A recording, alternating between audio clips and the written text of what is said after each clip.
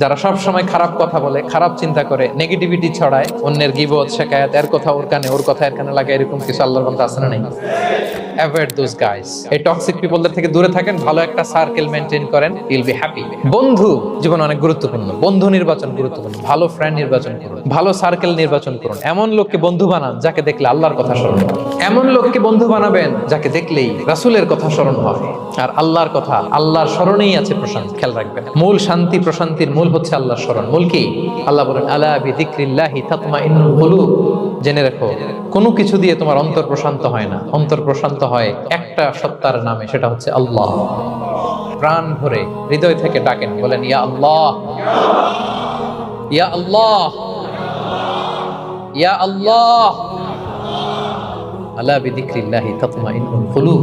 জেনে রাখো, নিশ্চয়ই আল্লাহর জিকিরে, আল্লাহর স্মরণে হৃদয় প্রশান্ত। পৃথিবীর কোনো কিছু দিয়ে আপনার হৃদয় প্রশান্ত হবে না।